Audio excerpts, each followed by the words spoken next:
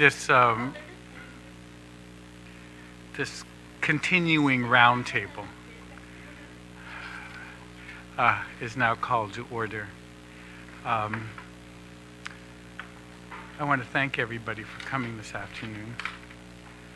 As in the memos that you saw today, or at least for today's hearing, I think some of you saw, hopefully, Ms. Billetto had sent out a comment and has since published a RFP for an actuary. Then David John submitted some comments last night. Senator Nicholas has also submitted some comments. And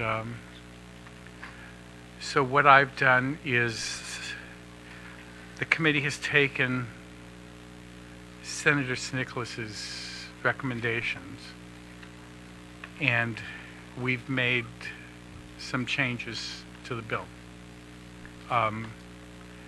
Substantively, the first part of the bill is all the old hybrid bill, old 2-33. In order to stop this continuous, you're being intellectually dishonest by calling it a hybrid, I have now renamed it DB 175.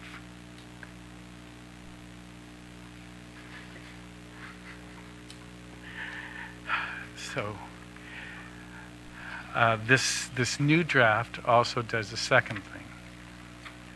In Senator Nicholas's memo to the committee, he had concerns about having different dates for the new DB 175 election and for the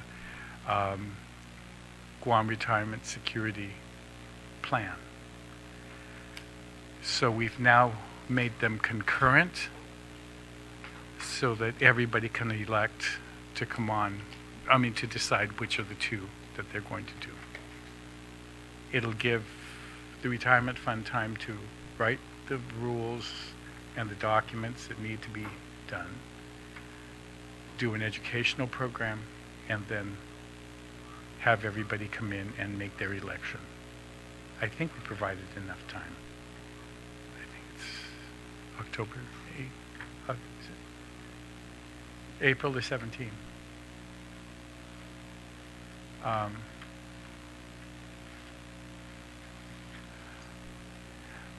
I'm also going to give you all a chance to, I know everybody just saw this, so I'm going to give everybody a chance to look at it and to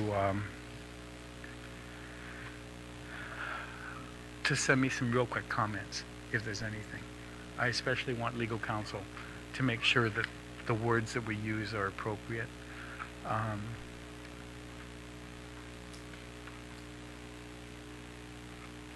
The third thing that we've included is in Senator Nicholas's memo, he talks about wanting the Social Security provision. And so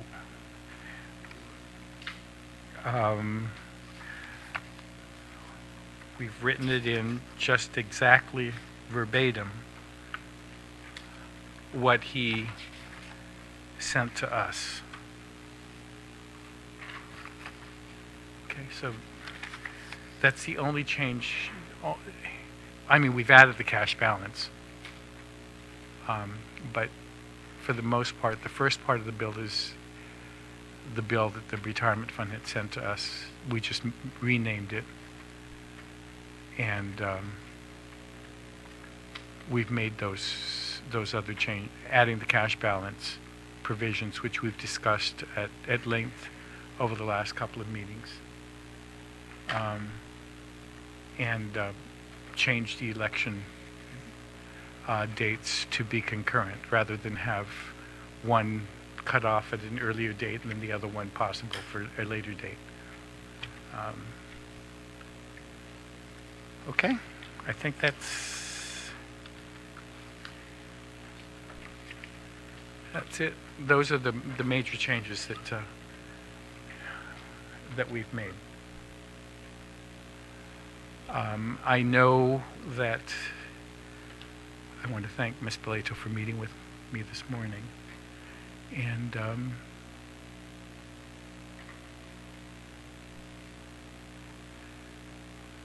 I understand you have concerns about how to collect the cash for this, how to pay for it. And we had mentioned to you, but it's not in the bill. Would there be anything that we could do that would assuage your concerns or mollify them by whatever? Do you have any suggestions on how we address your payment needs? Well, that's part of the issue, I believe, is because, I'm so new to this process and understanding the whole program and the costs, and that's been a challenge. I've gone in and tried to kind of understand the numbers. I've spent some time with Paula. Thank you for graciously sitting with me several times and trying to help me to understand what each of this meant.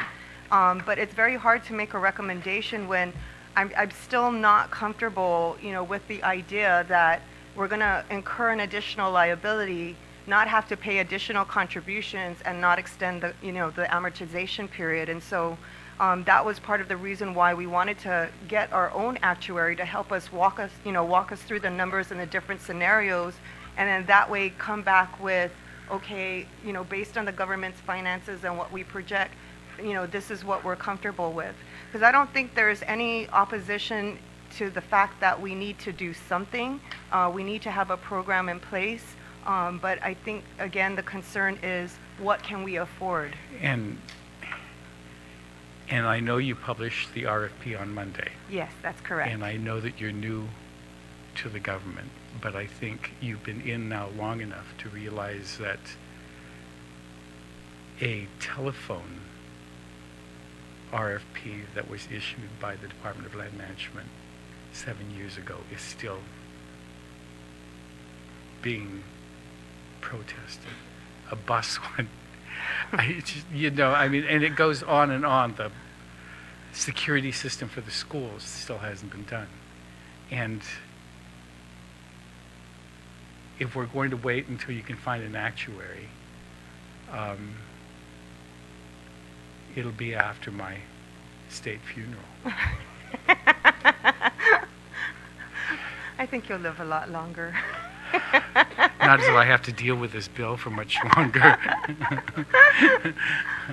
Well, again, even with our conversation this morning and you guys walking me through the numbers, the potential unfunded liability can go based on, that portion there up to 173 million. Even in our last roundtable discussions, it was put out that, there's certain scenarios or assumptions that need to take place in order for the contributions to maintain at a certain level. Can I just address that? I know we keep coming back to the unfunded liability. And and it's a tough one to, I think the easiest way to understand the unfunded liability is from a personal standpoint. If you think about, all of us have mortgages. And so when you graduate into a larger house, right, you get a larger loan, so your liability goes up, but your cash flow payment doesn't. And that's the same concept. So you add on like a second mortgage or a larger loan? No. So let's say you're in a Kaiser home for 150. You graduate into a larger home for 250. So you sell your Kaiser home, and now your loan is slightly larger. You've increased your liability, but that doesn't necessarily mean that you've increased your monthly payment. Your monthly payment. That's what I was trying to understand, because I looked at the actuarial, tables, and basically it's saying that best case scenario, we're talking about 29.7%, correct? The best case scenario. If we look at what has been projected to pay off the current liability, it goes down to like 26.75, and I think we identified the 2018 year when this would go into effect based on our last conversation. So just quick number, looking at the estimated payroll that was in there, starting from 551 million in 2018, by 2031, we would have paid 2.4 billion on a 1.3 million liability. When we increase that, with that 29.74 based on the same payroll, and again, this is my elementary numbers, no expert or actuary guiding my hand, we're looking at 2.7 billion by year 2031. So you're talking about 349 million increase. Then I tried to break it down, okay, what's coming out of the general fund, what's coming out of the other agencies. And even with the other agencies, that additional cost, whether it's GMH, whether it's GPA or GWA, there's still an impact, to those agencies. So looking at that, and, I saw on the table, it said something like 3 million, if I remember, would be the additional cost. But if I took that and if I took the payroll based on the 2014 report and I did 77% and we looked at the costs based on these percentages, I came up with 19 million additional costs, not 4. So, that's why I'm saying I'm just not understanding. And I mean, it's a cost that the government's going to have to bear at a time when, we have limited funds available. We're going to have to find a funding source for any additional contributions. As you stated, there's no guarantee. So if the fund does not produce the returns that is needed to pay for these benefits, it again comes back to the general fund or to the agencies that would have to kick in the additional. One thing that helped me when I was going through the same struggles was Milliman has prepared a buildup of the 29 or the 30 or whatever this scenario does. And I think if you look comparatively at that buildup, what the elements are, what's coming from the existing unfunded liability, what's coming from the government's share of the then hybrid, now what's called the DB plus, what's coming from, which is the normal cost, what's coming from the additional unfunded liability. I think that comparison, build-up comparisons, really help me because you can see what the nature of the new costs coming in or not coming in are. My issue with, it's not just getting another actuary. I had the same thought the vice speaker had. I've been through procurement, and it's, it can be fast, but most of the time isn't fast. Certainly with the time frame you're talking about of May 2016. But, the question is why not stick with Milliman? I mean, and I know, what actuaries are up against. They have certifications, they have standards, they get slapped down if they do things incorrectly. And an actuarial analysis is really dependent upon the assumptions. Right. So if you guys want to proceed with different assumptions, I'd suggest that Milliman, who has done our actuarial analysis for years and years and years, would be pretty well placed to tell you whether or not, what assumptions might be more attuned to your line of thinking and what assumptions wouldn't, and would be able to not only do it right away because we have the contract with Milliman, but would also be, I would think, more adept at running scenarios that you guys might want to do. And it's not like Milliman is beholden to us. They can't be beholden to us because of our actuarial standards. So, if they're working with you, they're working with you. So that's really my concern is very much like the vice speakers. Man, we get into a procurement issue, there's problems or even the normal course of a procurement. I'd say, gosh, best type of thing. We're talking 3-4 months out. That's my concern. So I think if you maybe consider a comparative build-up analysis so you can understand where the extra costs are. Is there a full report to these tables, or Absolutely. is this just it? There's multiple reports. I think that getting with Milliman would, Rich Wright, who is the actuary that deals with us. There's a lot of information that we have. Milliman's put together all kinds of reports but I mean, and we can provide them to you, but you're going to read volumes of stuff, and some of those reports were iterations that I don't think are even considered now. But the primary concern seems to be coming back to the increase in the unfunded liability, right? That and the validation- potential costs coming back to the Correct. government if the fund does not generate sufficient returns. Is this on? Yeah. Right. Sufficient returns to be able to fund itself. Kind of like what happens, I think you guys go through like a review periodically and it adjusts the percentages, right? We go through so we go through a review on an annual basis, and what results in your contribution rate derives from the inputs, and then the inputs that we put in the assumptions, and then the variances of those assumptions from the actual returns. And so that's where you see the variability in the contribution rate. But going back to the unfunded liability point and how it is that we're able to create a plan that has the unfunded liability and the cost maintained and go down is simply because of the value of time. You know, because we're working with a hybrid plan and a plan that is created and meant to last in terms of time horizon in perpetuity, so out forever. The 7% assumption rate assumes a long-term assumption rate. Right. And so the value of this, so there are going to be years, as we know, when the rate is 5 and 4 and 3%, and sometimes negative. But then there are going to be other years, again, as we've seen, where the rate return is 15, 10, and 14%. So our 7% assumption assumes a long-term time horizon. And that's the basis by which we say we're going to meet that rate, because it's over a long term.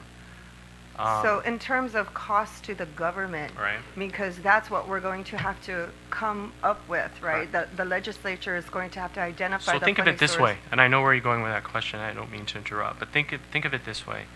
When you have a hybrid plan and as it stands right now, the plan is completely closed, right? So there are no new members coming in. So the really only new funding source that funds the DB plan is the government contribution and the active employees, those that are currently in the plan. How many are currently in the plan? 28 plus 100, so Oh. just under 3,000. 28,000. It would be better. I mean, from a numbers perspective, the more people you have contributing to the plan, the larger the plan, the larger the money flow comes in. And, you earn, if we're talking percentage terms, 5% on a bigger nut, on a bigger pool, is more absolute dollars than 5% on a smaller pool of funds. So the math works that the larger the pool of funds you have, even a smaller return is going to create larger absolute dollars. And so when you open up the plan, you have more people come in, notwithstanding the fact that there is going to be an unfunded liability initially. That unfunded liability only exists for those that are coming into the plan in the middle of their career. New employees coming into the plan in the hybrid don't create an unfunded liability. Those people are funding themselves. So this unfunded liability is a shot in time. Those that, for whatever reason, their actuarial rate is short of what they need to fully fund their plan. Fundamentally, this is a defined benefit plan, right? So if we are going to allow these folks to transfer over and then cut it off, will we not come to the same point in time 10, 15 years from now? Because then again, there's no new people going in, more people are retiring, and we're committed to those benefits for their lifetime, including the survivor's lifetime and potentially kids. Yeah, you're right. And so cutting it off is a compromise that we're discussing. Cutting it off was something that the retirement fund didn't come in and propose. We proposed a DB 1.75% plan. And that was the plan going forward as the new plan going in. The cash balance and all iterations after that were compromises that people agreed to. But that is the plan before us where it will be closed and you will Well, I have mean- no new participants. So then again, the question is 10, 15 years from now, are we not going to come to the same place where there's no new fund, people entering the fund, so your fund stays at that, and the more people that retire and don't contribute, No. right, But you're that's- still The difference obligated? is to 2031, the fund becomes fully funded. So 2031, the plan will become fully funded. So we don't run into that same scenario come 2031. In fact, come 2031, what happens is that the 26, 28% contribution rate or the 28% contribution rate gets cut by 25%. So you're at the true cost of running the plan should be somewhere between 6 and 7%. So the funding of the plan, once the unfunded liability is paid off, becomes a lot more easier. And I a lot guess easier. going to the point, and I appreciate the offer, and maybe that's where we need to move. If we had the actuary there that could basically, map those things out so we have a better understanding of what is the cost impact, because, again, just based on the limited information and not really understanding what it means, what is presented is a potential 117 to 173 million increase, no additional contributions, and no extension of amortization. Yeah, and again, I go back to the last time we had at this round table, we broke with the understanding that they were supposed to make Rich available to you. Was there an attempt for you to reach Rich and to talk to him, or were you just not going to trust his numbers? No, I did. I sat with Paula a couple of times, but we hadn't talked through about scheduling with their actuary, no. The they is our. Okay. I think Okay. you're not still from the private sector. This is the government of Guam. The retirement fund is part of the government of Guam, 7 and it weeks is our. adjustment. Well, get with the, and I cannot put this off to do OJT for another one. We've been working on this since '95. These people have been working for 20 years. Tony was on this for the last 8. And I thought we were on board. I'm new. Christine, one of the things I think the board found is actually meeting with Rich is incredibly valuable. Is he here? No, he'd have to come here, but, we can schedule him. Yeah, he's here next week. And I'm telling you, to get a sense of Rich and the man's integrity and his depth of knowledge and, his ability to walk you through assumptions and allow you to ask questions of him, I think, man, oh man, I'd really try that.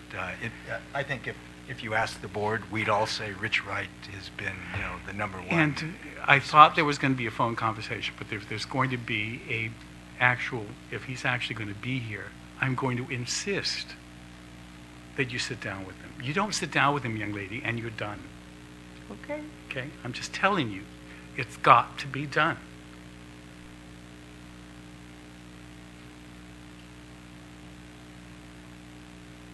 Because we put this off, and everybody, in the last meeting, I wanted the amendments. I didn't get them until last night.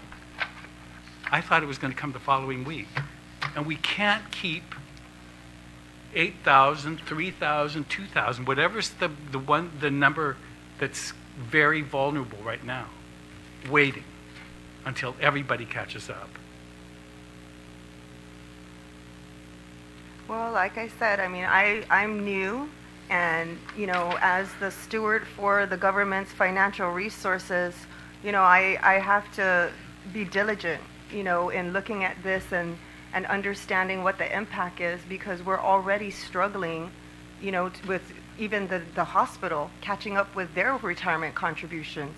What happens if we have to increase that?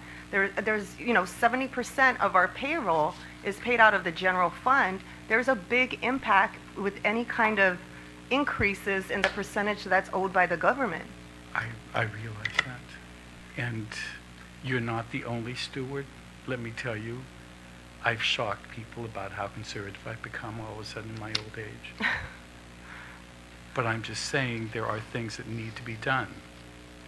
And we've got to address this, and this is, I would have loved, I know there are people that were pushing me for a 2.25, for a 2.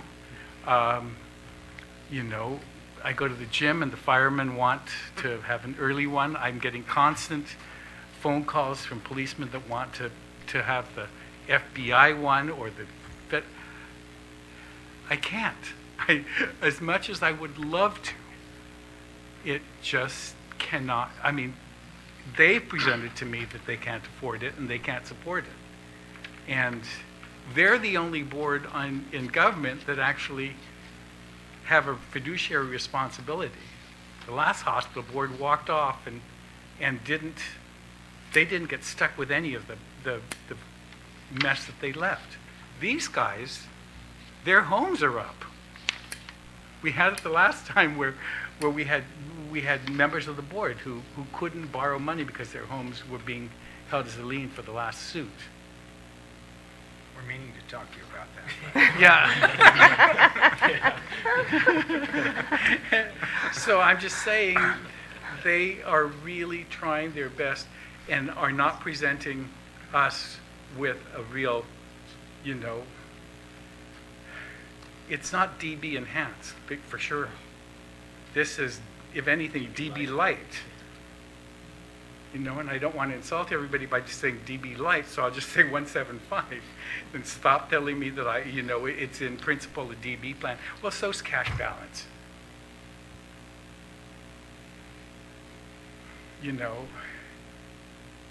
We either decide that we're going to do something or not. And so next week you will sit down with Rich, ask him to come in as early as possible. I need to get this through. He's coming. Go ahead. Yeah. Senator. I mean, Judge. Senator Lang. Wrong with that. I think there's a couple of, I'd like to make a couple of comments. Number one, I think as far as some of the comments from the administration, one thing that has to be clear is there has to be a shift in the risk from the employee to the government, and that's essentially what defined benefit plans do, either whether DB 175 or whether it's the savings plan with the 4% guarantee. Both involve the same thing. They're both defined benefit plans. It's just that the benefit is defined differently. One is defined as 1.75, one is defined as a guaranteed rate of return. Either way, the risk of those earnings shift to the government. So the government will always have, or the executive branch will always have in its pocket the idea that, well, if all the stock markets crash tomorrow, we're on the hook. And of course, that's always the theoretical risk in any plan that's based on investments that's not a defined contribution plan. But the reality is, unless the government increases the requirement into a defined contribution plan up to 15% and matches it at 15%, so everybody's putting in 30%, then we're almost, again, are we guaranteed that they'll have anything at retirement? No, we're still not guaranteed anything. But again, it reduces the risk that there'll be something. And so the government just has to accept the fact that, as with any pension plan or any retirement plan, the employer is the one who usually bears the burden of the performance of the investments. I think when you're trying to find out how are we paying for it, I think one thing that's not understood is that the employee is increasing its rate of contribution from 5% to 9.5%. The government's percentage that goes into the plan decreases from 5% down to, I think, 1.5%. And so that 3.5% or 4% it uses is being used to match what it's going to pay an increase on the unfunded liability, which is about $170 million, and allows it to be done over the same span of the year, because you're talking about payments, I think, of around $130 million or $140 million a year for the 28% that's going in. That's how, in essence, you finance it. So that's why you're saying, well, how is it staying the same? Well, it's staying the same because the employees are putting in another 4.5% of their income. Except that stays in the DB 175 plan, and the government, instead of matching that with its 5%, reduces it to 1.5%, takes its 3.5% or 4% and pays the unfunded liability. That's how you pay off the increased $170 million over 15 or 20 years without having to increase your payment. With respect to the comments or the things that we received from David John, the only thing, with all due respect to David John, I liked about his thing was he recommended 5% if we're going to have this savings plan, or this I forget what we referred to part 2 of it, cash balance plan. I mean, I agree with again, the irony of the whole thing is that if anybody is deserving of a 175 plan, it's the new employees who have a 0 unfunded liability. But again, terms of compromises. I guess there's nothing that can be done about that. It's hard to convince the senators that if anybody deserves a defined benefit plan, it's the new employee who has absolutely no liability when he walks through the door and is young and is going to be here for 35 years. If there's anybody who has the ability and has the right to fund an adequate retirement plan, it's him. But that being said, I understand the fear that exists with these risks that come or may come about, and that's fine. The only thing about the comments I have on that 4% cash balance plan, and just so everybody's aware of the numbers, because I just got the numbers from your office late this afternoon. I just ran some of them just as quickly as I could. Senator San Nicolas sent us what the balance would be and what your annuity would be after so many years based on the 4% return. For a 25-year-old who worked for the government for some 37 years, he would have an annuity of roughly $2,600 a month. Well, based on the 2.5%, these are my assumptions are based on the assumptions Senator San Nicolas had. Based on this assumption, his income at the end of that time would be about $66,000, would be his last 2 or 3 years of income. And so it really comes out to a rate of about 1.31%, which is substantially lower than the 1.75%. In every single scenario, under any single one of those calculations, based on a 2.5% growth of income and a 4% return, it's always lower than the 1.75. So that plan actually is again not as generous. Now, I don't know what the calculations would be at 5%. I assume they would be probably 20% higher, right? Because it would be 20 to 25% higher. So that may more than make it. But we know that most of the plans that are done with the actuaries here are at a 7% rate of return or somewhere around there. The other part of the plan that's a little concerning and which would affect that is that the excess of any earnings over 4%, once a reserve, I guess, is saved, are distributed to the employee's 457 account. Again, we have the same problem, and I know one of the gentlemen from says, "Oh, I check my plan all the time," and I said, "That's great, but I'm sure if we get the statistics from the retirement fund as to who checks their plan, how many people have made a change in their investments in response to the economy, you probably would average probably once every 5 years, if that. I don't even know if anyone's even checked their plan after they made the initial. I do, but even I don't do it certainly as often as I think I should have, and I have to believe that I'm one of the most active employees. And I can't say my choices have been great either. So even say the most active doesn't mean the most successful. But the point being is that if we're going to take the excess of the 4% earnings and put it on a plan that created this issue, if that's required by law, then there's nothing we can do. But I thought that some of the cash balance plans give it to the employees within the plan so that those earnings then become part of the principal that are guaranteed the 4%. And I guess I'm not sure if that's correct, but that's what when I first read about cash balance plans, that was my understanding. So let's say the plan earns 8% instead of 4%. You take that extra money and it goes into your account, because these are all, again, just theoretical paper accounts. The employer, once again, bears the responsibility. But before those dividends are paid out, there is a reserve kept for in case the years it drops below 4% of the earnings. So you have a reserve account which is not distributed, and anything in excess of the reserve accounts are distributed to the members, and that becomes part of their paper account to earn the guaranteed rate of return. So that was my only thing on that. I know you don't want to hear it, Vice Speaker, but I want 2%. I'm asking you again to reconsider the 2%. There's a couple of things that can be done. Number one, I think, if you're going to go into the hybrid plan, you should not be entitled to any excess, no matter what your actuarial gains are. If you want to go into the hybrid plan, then you go into it as if you were in it from the beginning. And so I think there was about $20 million in excess funds that would be transferred to 457 under the 175 plan. And right, and so that could be a source of funding in terms of reducing the, because if you're going to, if you're going to be in a if I'm going to be in a guaranteed plan as if I was there from the beginning, I don't get excess returns just as defined benefits. If the plan this year makes 42%, you don't distribute those excess earnings to the defined benefit people and say, hey, we had a good year, so here's extra money. So theoretically, now I would like those names, we could recommend them as investors, because if they're ahead of the scale, maybe we can have our people take a look and find out, hey, follow this guy's suggestion because he's been able to get his plan up at the rate above the actuarial cost for the plan.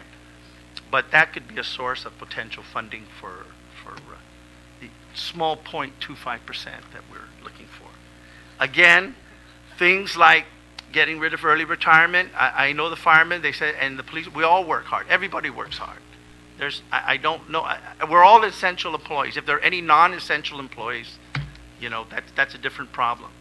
So everybody is an essential employee, everybody works hard, everybody wants to retire. But again, the shift of the focus of thinking of these things from a pension plan to a retirement plan, with the focus on the fact that it's for when you retire. Increase the higher, you can again increase the vesting to 7 years, increase the average earnings from 3 to 5 to 7 years. I think I saw one thing that actually had 10 of the highest. Again, bear in mind Social Security is 30 years. If you work 20 years, you have 10 zeros and your earnings for each of those 20 years to get your average earnings. So even increasing it from 3 to 7 is really still pretty generous. Again, whatever happens, please can we delete the mandatory 457 1%. Either of those plans are better than what we have now, and either of them are an improvement, and I don't think either the cash balance plan or the DB 175 needs another mandatory 1% for us to keep an eye out. It's always available for those that want to do it. 10.5% kind of, I think, pushes the envelope for 9.5 is pretty high, but 10.5 might just put it over, I think, in terms of what I believe is fair to the employees. If they want to put additional money in the 457, they're always more than welcome. They can start any retirement plan on the side, but making it a mandatory 1%, of which, if it's that small and they know they have a pension coming based on the 175, who is going to contact Vince? I know Vince wants it. Vince, what kind of options do we have? Who reads the letters that say we're deleting these 3 funds and we're transferring it to these 2 funds, and who follows up to see what's happening? Some people do, but the vast majority, I've got to believe that over 90% don't. But they can speak to that.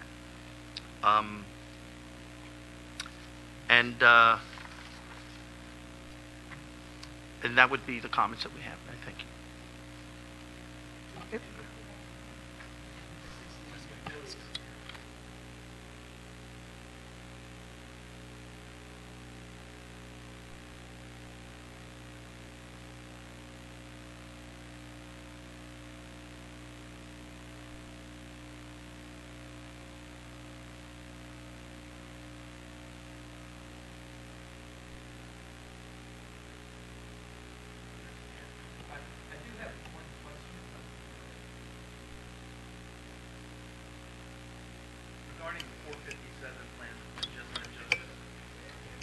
They're recording.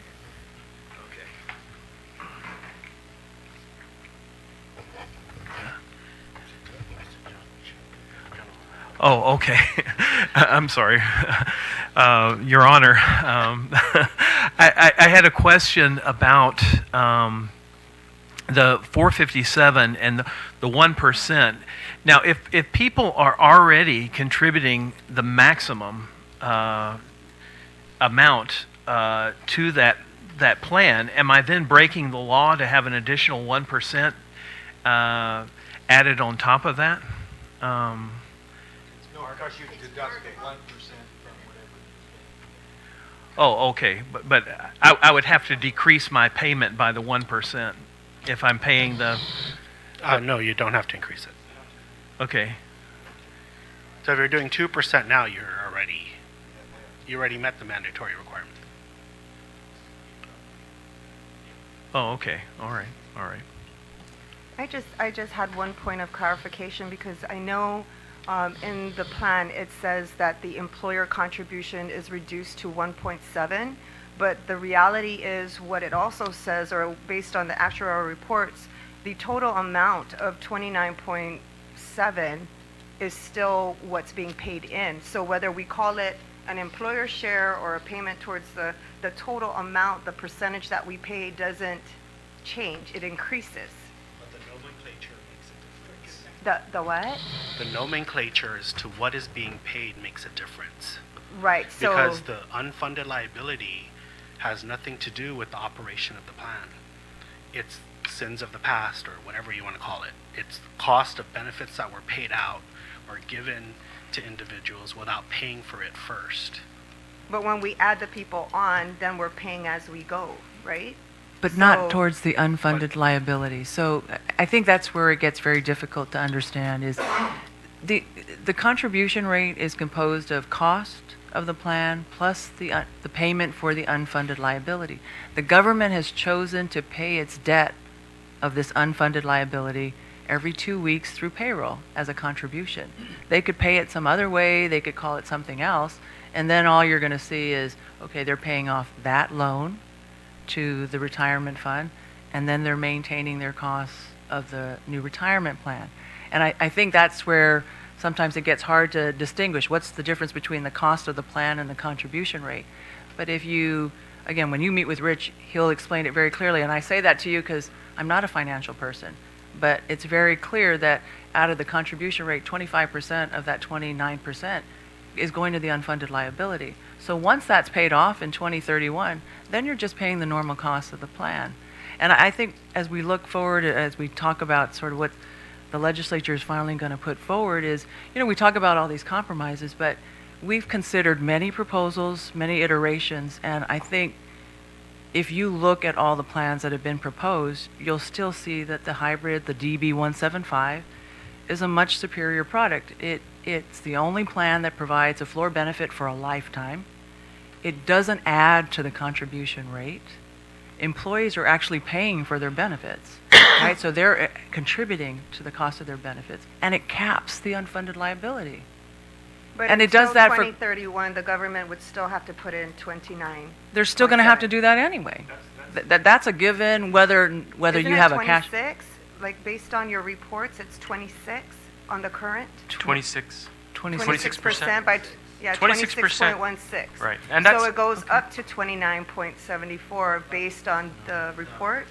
That's included. If 100% transfer, then it stays the same. It stays the same at Do 28.15. you expect 100% to transfer?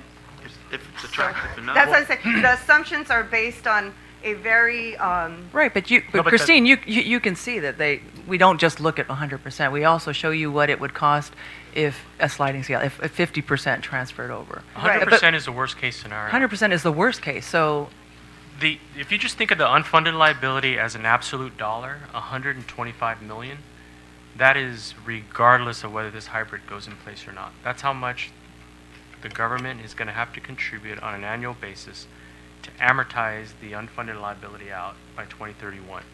That's regardless of the hybrid. That happens. And that's what the government's been paying so far now. That's why I say if you look at the if you look at the comparative buildups through Rich's analysis, you'll see where each element of the 29 comes from, and you'll see how switching from the current DC where they're paying in 5%, and now they're going to a normal cost of whatever it is, 1.7 or 2. For the new. Yeah, For the new. for the new. The new is 1.83. So you're picking up 4% there, but that's offset in a sense by the new unfunded liability that you're going to get in transitioning some of these DC people to the hybrid. So I think by looking at that comparative cost analysis, and with Rich, off to the side giving you advice, you'll see that this issue of cost neutrality is in fact, explainable. It's mathematical. That's where it comes from. It's not, new assumptions on his part. It's not generous assumptions on his part. It's really the reality of where we are today, what the expected unfunded liability is, how much given a 9.5% contribution, as the judge says, reduces the government's contribution. It's purely mathematical. And I think it's not hard to understand because there's really only 4 or 5 elements that make up the buildup.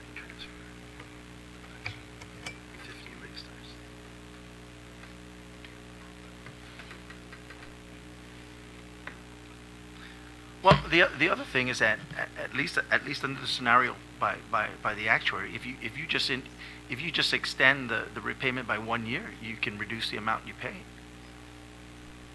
And paying it for 1 more year to give security to 8,000 employees, you don't need an actuary to weigh that, I don't think.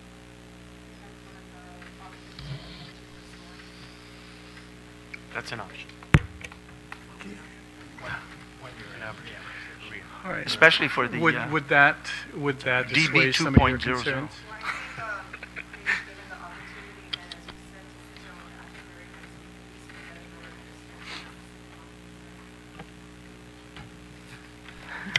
Okay. Well, like I was saying, sitting with the actuary next week will certainly be helpful in helping me to understand and shift through the numbers so that, again, we understand the impact to the government's financials. Okay. And what day is he coming?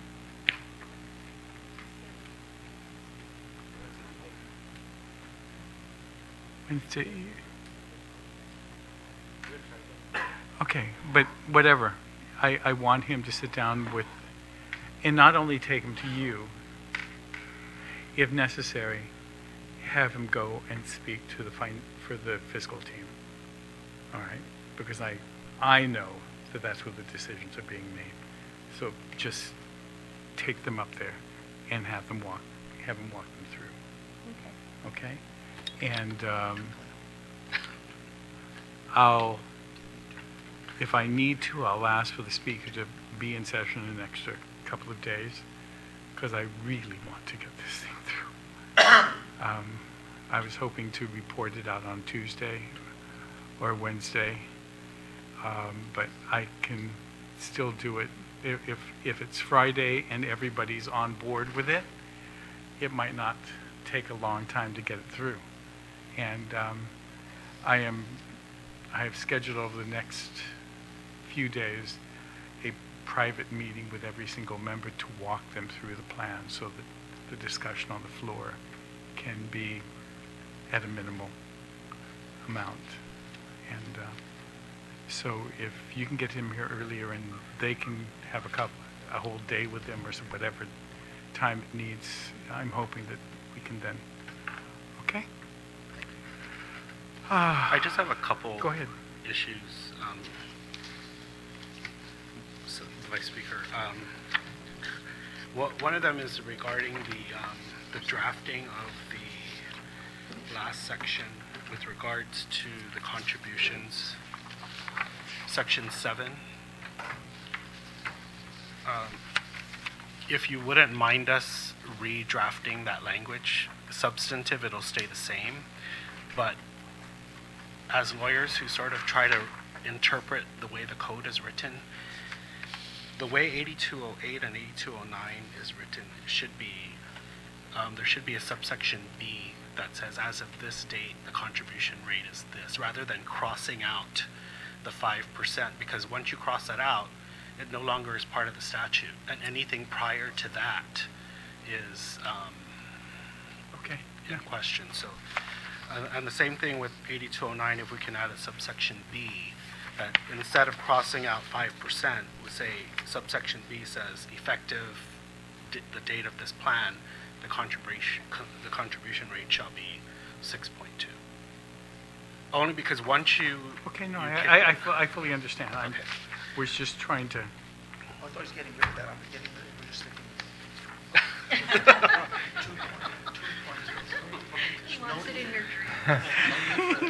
The Vice other Speaker, thing I just wanted to, since Your Honor is here, Your Honor brought up a good point, and this was a discussion that took place probably over a year with regard to the excess DC contributions over the actuarial rate. You have to keep in mind, once someone's vested in the DC plan, they own that money. So we cannot say that they lose anything over the actuarial, and we cannot have them buy creditable service transferring to the hybrid at a more expensive rate just because their value of their account is. So that's why we had to provide a provision of what to do over that excess actuarial valuation rate. Now there's quite a few of them. I think half of the DC members have values over their. Well, it was about 20 million. That was at the 1.7 times, about 20 million in assets. I think that was estimated to be going over to the 457. Yeah. I think it was about. No, I thought it was more than that. It's actually, it's a little more than that, but it's about 20 million. So that's the reason why we had to keep it that way, is because once they're vested, you cannot divest them of the ownership of those funds under a defined contribution plan. So that's the reason why that is.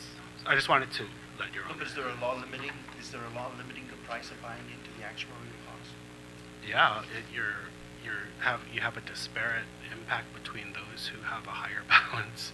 Well, but that's going to exist because it's the lower of what you have in the books anyway. So there is a disparate cost on the books, no matter how you look at it. Well, no, because there's a cost to buy credit to transfer, right? So the value gives you 10 years. Everyone pays that same amount for 10 years coming over. But if you just happen to have 20,000 over what it costs. No, but if you only have 5,000 in the bank, but you have 20 years of service, you're getting 20 years of credit for $5,000. Right, and that's where the unfunded comes in. Yeah. Right. Vice Speaker. saying offset that unfunded liability with those that are overfunded. Yeah, unfortunately, you can't take that money to pay. It's not the funds to. You know, just I'm sure it's a nit, but you know, one of the things, and if I remember, Section 2B4 says that the 5% crediting rate under the cash balance is guaranteed by GGRF. Yeah. I didn't understand that one. Okay. Yeah, That has to be that cannot be, because the fund cannot guarantee anything. So the You- employer you- mean the government of Guam. Yeah. On a cash balance plan? Yeah. That's a defined benefit plan.